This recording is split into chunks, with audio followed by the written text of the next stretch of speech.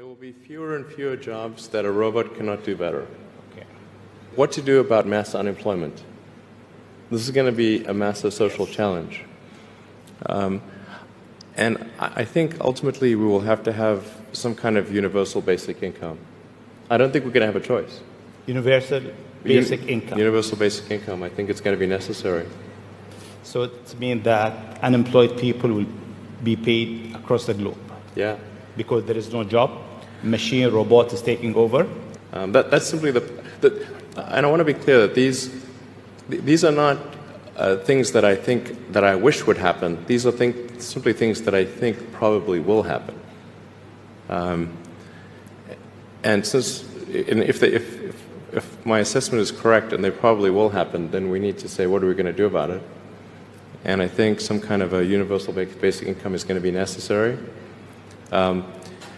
Now, the output of goods and services will be extremely high. So with automation, there will come abundance. There will be almost everything will get very cheap.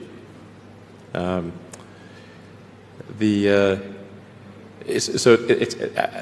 think I think we'll just end up doing a universal basic income. It's going to be necessary. The harder challenge, much harder challenge, is how do people then have meaning? Like a lot of people, they derive their meaning from their employment. So if you don't have, if you're not needed, if there's not a need for your labor, how do you? What's the meaning? Do you have meaning? Do you feel useless? That's a much harder problem to deal with.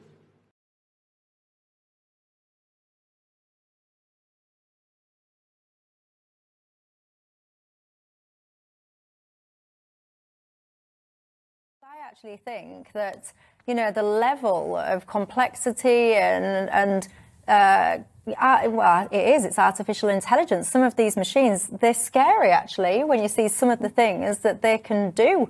And sometimes, I've got to say, I don't spend too much time thinking about robots taking over the world. But if I was to ponder it with any kind of great thought looking into some of the things that they can do, I think it is quite scary, actually. I think you've got to be careful what you wish for sometimes when you're almost trying to create the future and you're pushing boundaries all the time.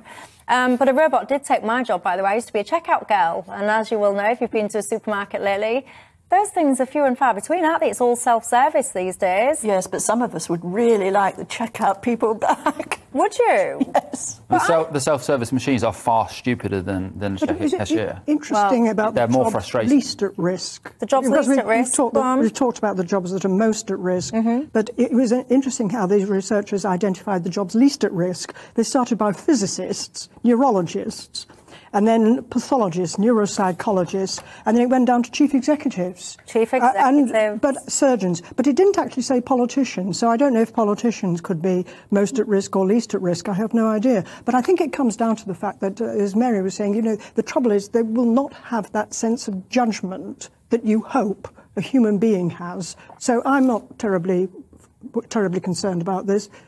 As far as I'm concerned, it's just a continuation of what we've seen for the last 200 years, increasing automation, which makes a lot of sense. Lots of these jobs are unpleasant and laborious, and we'd rather people weren't having to do them, I think.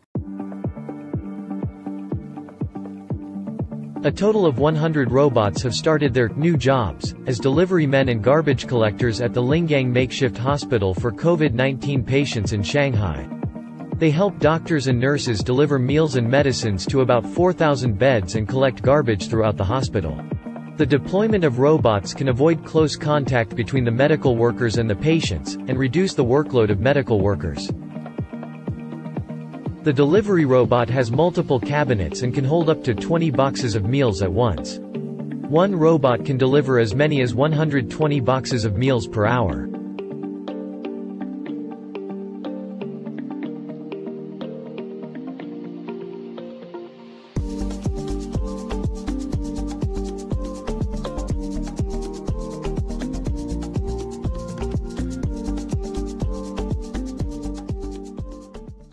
There are 3 types of robots deployed. Some of them delivers foods to patients 4 times a day. Some of them stand beside the nurse desk, delivering medicine to patients. The rest of them patrol around the hospital to collect garbage. After 6 days of the on-site deployment, all robots started to serve patients, doctors, and nurses in 2 makeshift hospitals. With the help of robots, the work in the hospitals can be offloaded. We wish our work could help improve the service quality of the hospital and help doctors and nurses cure patients better. So far, the first batch of 2,000 patients has been discharged from Lingang Makeshift Hospital after recovery from COVID-19.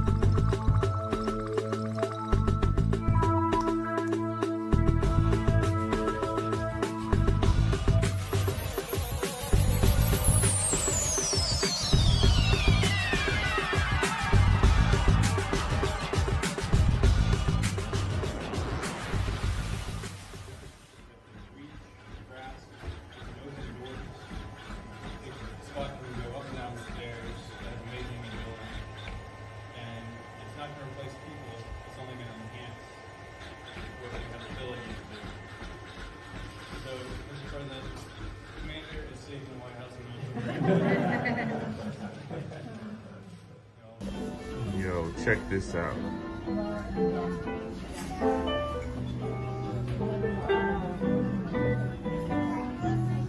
This is how they're serving the food at Denny's. Please take your food. Wow. Enjoy. Oh my God.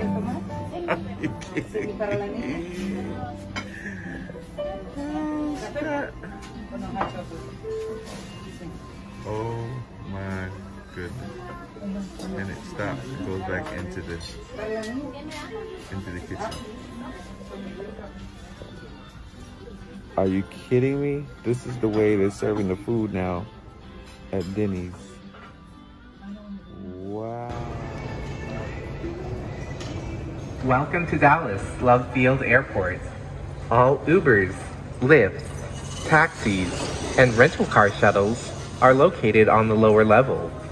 To access the lower level, please use an escalator or elevator to proceed downstairs.